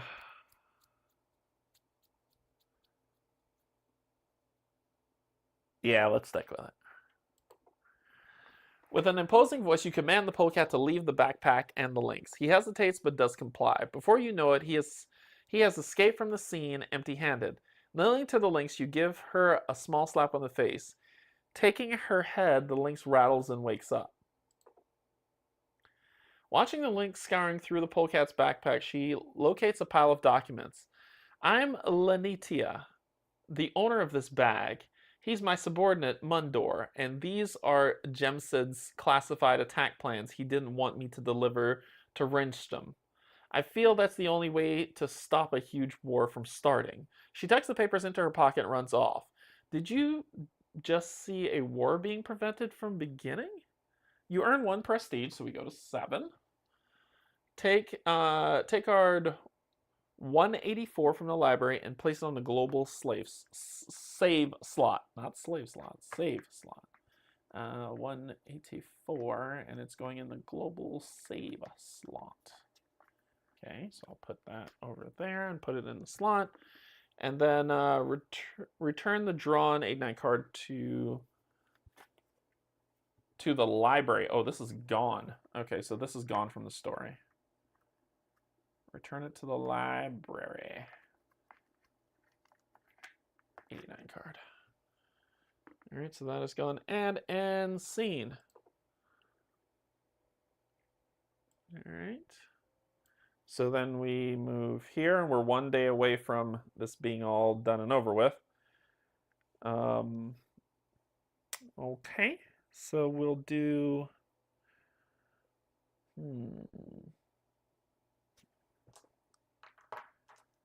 What do we want to do? Let's head back into the city, and let's go to the market. No, I don't have. I only have 2 gold left. Let's go to casino. Let's gamble. 0026. Let's go to casino and see if we can get some money. So this would be Saturday. 0026. Do you have exactly 3 lucky tags? No. I don't have. Pay the entrance fee. I don't have the. I only have 2 gold. I got $1. As you enter the acclaimed Golden Casino, a macaw clerk in a bow tie greets you from behind the counter. He kindly informs you that one must change a modest sum of gold for playing chips to go inside. Yeah. No. Leave the casino. Awesome. After deciding that the trip to the casino isn't worth your time or money, you wander away from the premises. Draw an event card, begin the first scene whose prerequisites are met by the adventure, and then end this scene. Okay, so R1, let's see, where are we? Is it Thursday? No. Are we at a settlement? Yeah, we are at a settlement. So 0151. So we'll do end scene, but we'll go back here to 0151. You look like you've got what it takes, someone yells at you while heading down the street. Looking for the owner of a voice, you see a frog excitedly wave you over from the other side of the street. Come on, champ, over here. Crossing the road, you ask the frog about his interest in you. I'm looking for contestants. We're trying out a new northern sport. There will be handsome prizes. Feverish, he leads you down the street to a store building topped by a tall chimney, lightly puffed smoke. Around its side is a locked door. Simple rules. Whoever can stand the heat the longest wins, the frog explains, offering you a towel. Studying the competition, there is a mandarin duck, a giant panda, and a white-headed lemur, all clad in towels, waiting to be let in. Do you have a cold tag? No. Join the competition. Oh, yeah. Yeah, we're doing this. This is the last day. We have to do this. Unlock the door and sabotage the competition before joining. That's mean. Oh, boy. Yeah, we're doing this. We're doing this competition. Let's do it. All right, so let's do our competition of this one.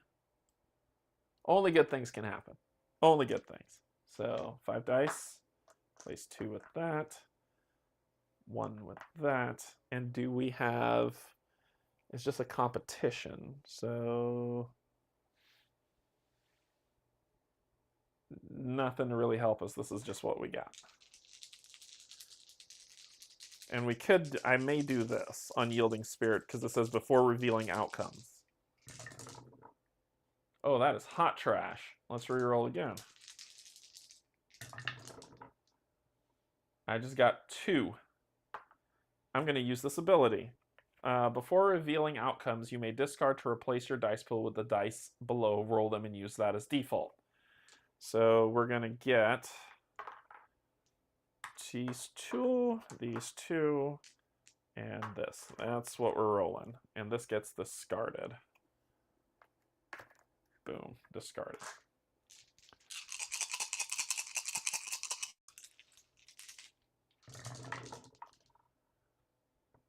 One, 2, 3. Well, it says roll it, and that's what we get. So we got 3.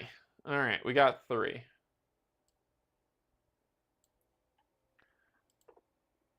Damn it. Here we go. The frog is happy to hear you want to take part in the contest and hands you a towel. Heading inside, you sit in a dim, humid room with your opponent. Soon, you're surrounded with hot steam. You stick with it, and not long after, the duck rushes for the door. Holding out a while longer, the steam becomes unbearable. You stumble out alongside the panting lemur. A second-place money prize is given to both of you. It's a while, but eventually the giant panda steps out and is greeted by a thunderous roar of praises from the crowd and is showered in coins. This has left a competitive ember smoldering inside you. Gain 2 gold. Gain card 61.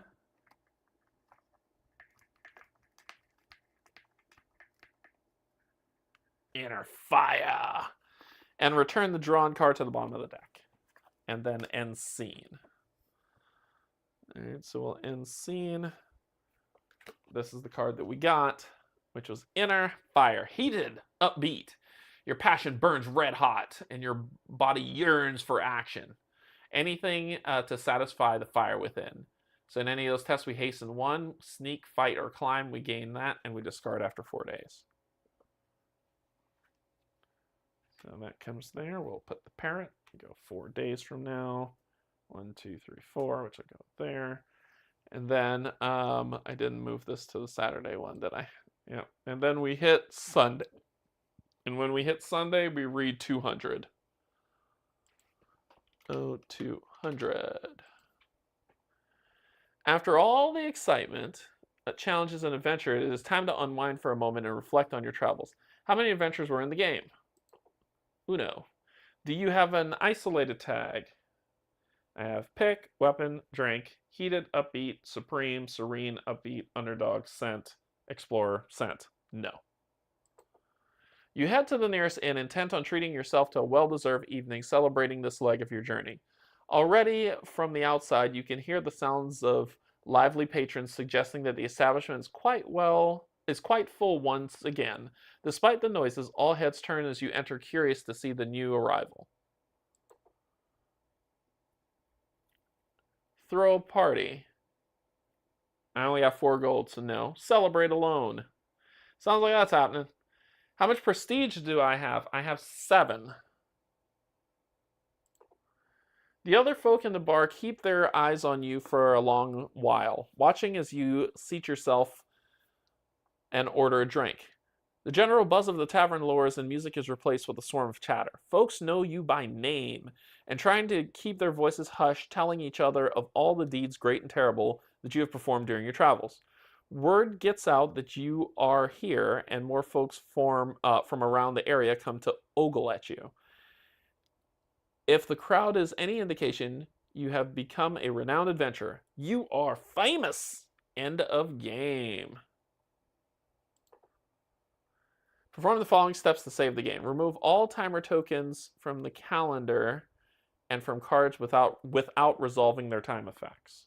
Okay.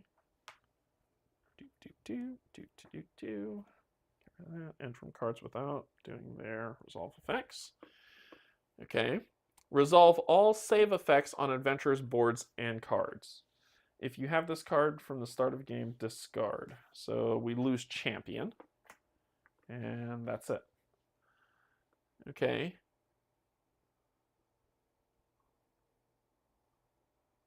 Yeah, that's the global status. Location stuff. That's it. Do you want to play another game? No. Place each adventurer's cards that the adventure place each adventurer's cards to that adventurer's own save slot. So we'll do items. We have a quest. We have a companion. And we've got these, which are adventurer statuses.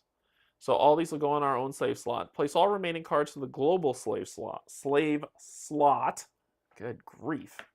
Which are quests, locations, all that other good stuff. So everything else on the board goes to the global. Pack all components in the game box, making sure, okay, saving complete. Thank you for playing. Goodbye. So we can pre-order expansion, finish the game, and that be that. All right. That button to hide that. And the rest is just kind of cleanup, which I'll do. I'll clean up later. But this is our save that we have that we're going in with, that we'll start back with, and we clear all that stuff off. These locations and all that will go. I don't know what's going to happen with Prestige, but it will let me know. All these other things will shift.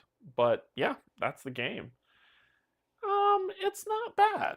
It's not bad. My initial thoughts of my first play ever is it's not a bad game. I can see what, I don't know. I guess my thoughts on it are, I can see how people feel about it, saying, hey, there's not really much to it, because there's not. It's just the decision space doesn't really seem to be huge. Rolling dice. If I choose to stay this way for the entire playthrough, my character will never change. The abilities that I have will come from cards that potentially I find that'll build things up. And I'll just walk around going through the different seasons. I get to do this. I can actually flip the board for people who haven't watched others play and is curious, because all these, so you get all these cards here. And I'm assuming every season is a prestige, so was it 7? But you can flip this over. Of course, I'd hit the dice. And this is the winter side of the board, where when you get into the winter seasons, you flip over and do things like that, to where these cards here turn over, right? It says 1, so I'd put it here. And then that's what's available. So, I mean, overall, it's okay. I thought there'd be more decision space. Seems like a pretty choose your own. Yeah, it's a choose your own adventure. But I don't understand. I'm trying to figure out how to properly vocalize what I'm thinking. Is the board necessary? I mean, I guess it is if you're moving. But could you not just do that with card locations and save yourself the board? Outside of this, the entire game's on the app. The entire game's on the app. So it's just more, okay, am I going to run into, which path am I going to take to get where I need to go? So I get, let me first say, I get why the board is there, but I wonder if it could be implemented another way, because otherwise,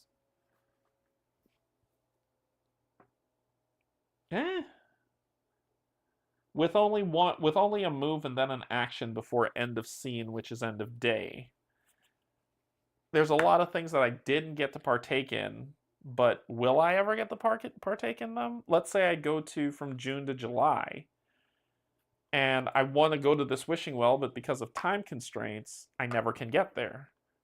So it's either I see how it plays. I think you need to play more to open up the game. It's a game that opens up the more you play it. Ah, gotcha. Well, Arkham Horror is a card game that's a board game. You don't need a board to play it. You can have cards as locations. I was just more curious as to if there's I don't know. I see what the like how divisive this is divisive, I guess is the word. This is for people who you'll either like this game or you won't. I'm actually in the middle. Funny enough. I like how the story's unfolding. I don't know. I didn't like that I was punished. I didn't like that. I didn't help someone, so therefore I'm a bad person. Like, I did not like that at all. And it wasn't even like helping someone stay alive. It was just, kid was crying. Get over it. Yeah. I don't know. Yeah, it's a good story. I don't know. It's sandboxy. That's what I'm loving about the game. Like, I'm sitting here just kind of thinking first playthrough ever, first go through, what are my initial thoughts? I love the sandbox feel. I love that I could go wherever I want. I don't have to complete my main story mission. I could just go wherever I want. I don't care, because when I come back to the game, I can continue that story in the next month. So I don't need to complete it. I just rushed to complete it in this one, but I didn't have to. I didn't have to do that at all. So I could have taken my time with it and played it whenever I wanted, however I wanted, throughout the entire months, because the game just keeps on going and it has no end. I love that about this game. I think that is cool. I think the app-driven thing hurts it a little, but because it's breaking my I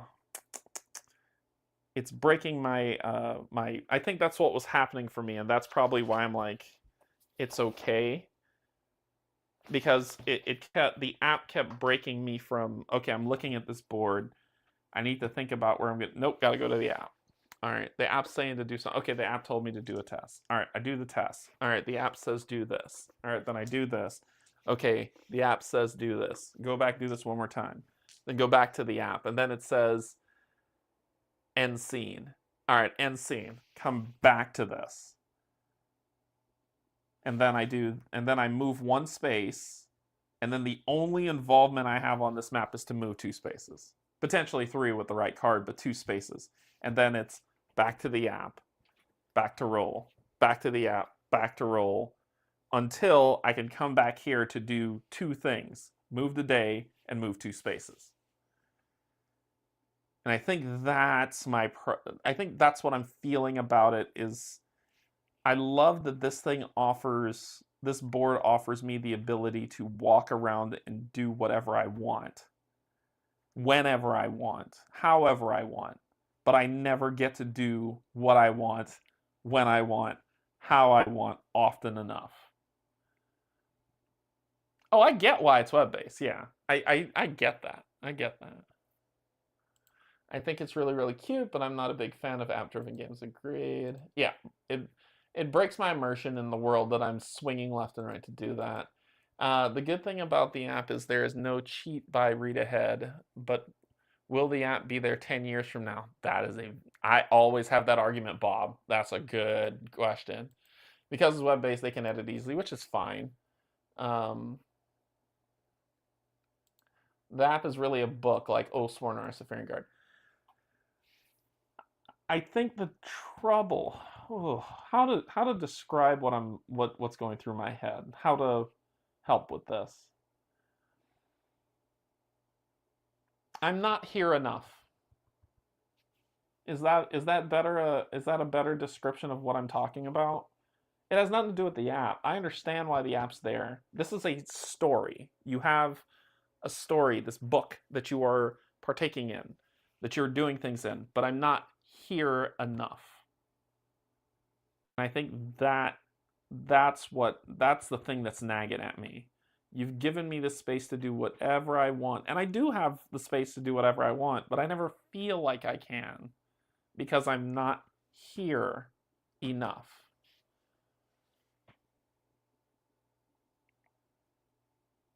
I started here. I didn't even look at this card. I didn't sit here and say, this is me. Where's the other thing? And this goes here too. Which one are you? You were number 5. I didn't even look at this card deeply enough to care about the art because I was so busy on this quest that I ignored it. You know what I mean? Like,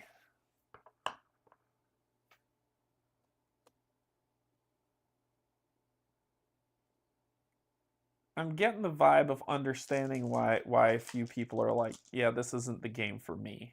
I like it. They just need to give me more. Is this really any different than Isofarian Guard? Both have a map that can be thought as inconsequential. Not true. Disagree. I disagree with that because I spend more time in the Isofarian Guard map. For instance, I start in Fort Straws. I then say I'm going to move to this node. I pull something from the bag, which interacts with this node. I then have to fight something, and I come back, and I determine where I'm going. And the mix-ups and changes of having Fort Straws, having a boat that will take me X amount of spaces, or walking, or sailing instead of through a river around the sea. I'm on that board more. I'm not going to say that it's not inconsequential. I'm not going to say it's grander than this, but it has other things that you work with on the board. Isofarian Guard also has a whole combat system and upgrades. That's true. Sorry, late. Busy day at work plus bad traffic. I take it you're wrapping up. Yeah, Tim, I'm wrapping up. I don't want to make it seem like I'm pooing on the game. I'm not. I think this is a cool game. I'm wondering, like, as my brain processes everything that we did today, what's coming up for me is I just don't feel like I was here enough.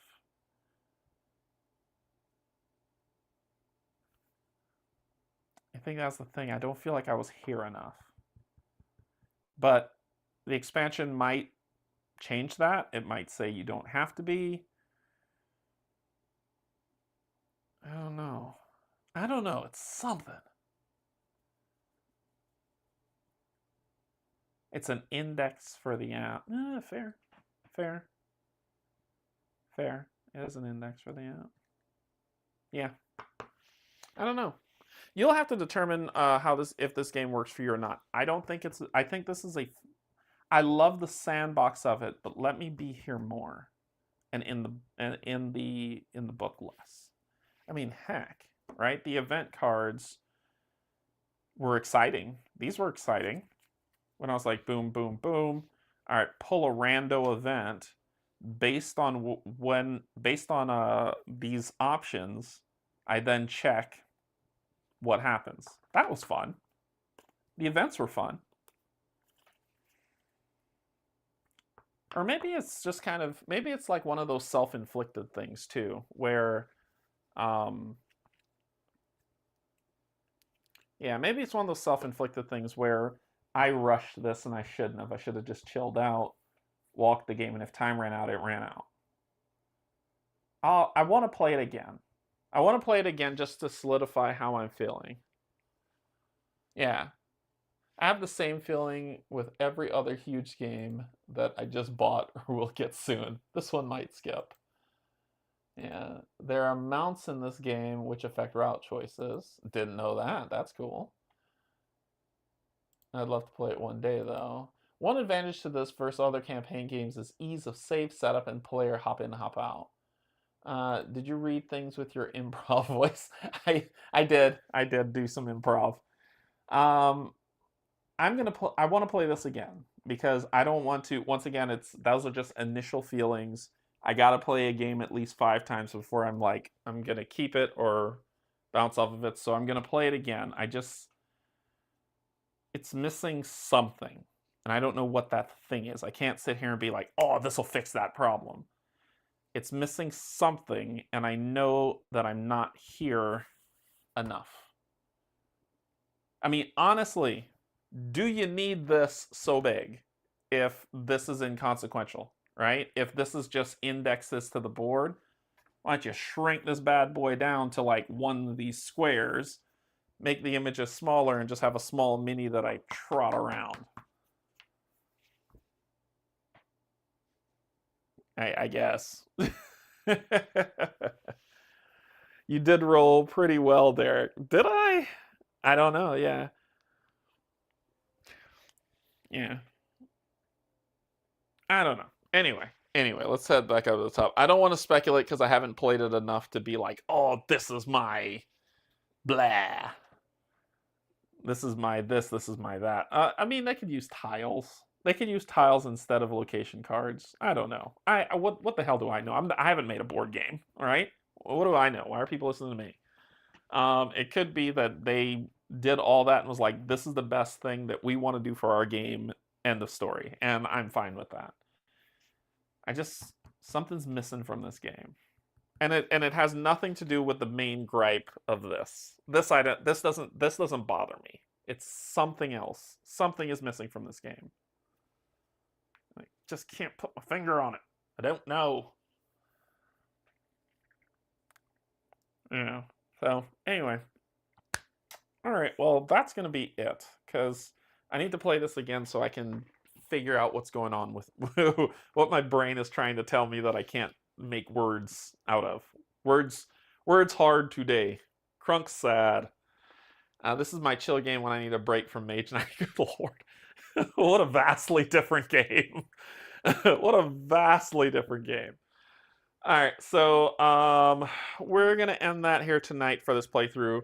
The campaign from GameFound is up, so at least you got a feel for the game if it's something that you would be interested in. I will try to get it back to the table soon so that we can try it again to see if I was wrong about something, right about something, see how it goes.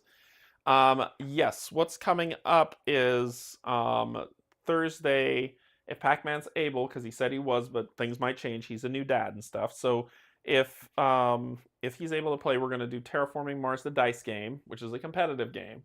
So we're going to play that. Then Sunday is going to be Story of Many.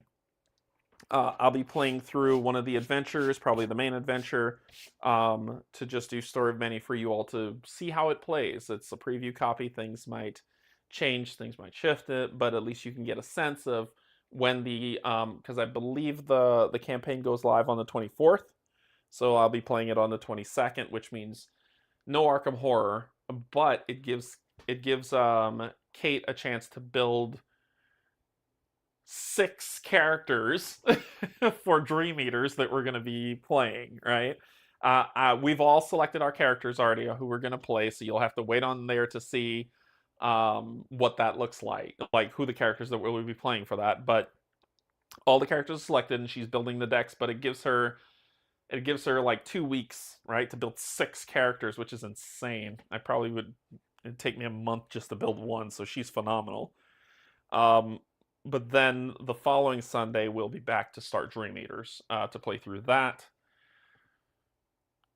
And I'll figure out if I'll bring this back next Tuesday to try it out. There's something's bugging me about this game, and I can't figure it out. I can't figure out what it is. I can't put my finger on it. But I think it's something that's solvable.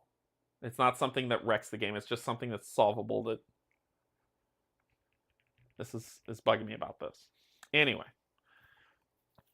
I like to see how Story of Many plays too. Yeah, Story of Many is going to be good. Does my explanation of this being the opposite end of spectrum of Elder Scroll fit? Yes, Mike. Very much so. Very much so. I will pick Elder Scrolls over this game hands down. However, they're 2 completely different games. Also, I got my shipping notice for Marvel United Season 3 Multiverse. So as soon as that box hits my doorstep, we're unboxing it. All right, I will get a stream scheduled and a scream scheduled too, and we're gonna unbox it all. Then I'm going to coordinate with Steve because I think he's getting his as well tomorrow. So I'll coordinate with him, and we'll have and I think he has a.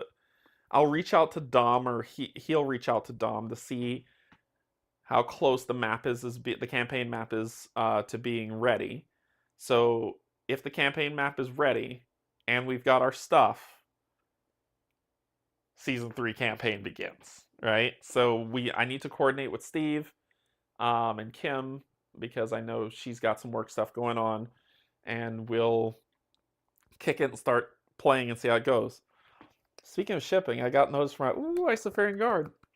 Yeah. I need to. That's another one I need to get back to the table. After I did the giveaway, it cleared up a lot of space, but all this stuff is coming in, so I have to mess around and see what that stuff looks like. So we'll see. We'll see where it goes from there. Let me go ahead and get out of here because I got to go cook dinner. So thanks everybody for joining. Thank you, my patrons, subscribers, and if you're neither, just coming in to hang out, thank you and welcome as well. I hope you all enjoyed the playthrough. Hope you all had fun. Until then, just know I love you. There's absolutely nothing you can do about it. Bye, everybody.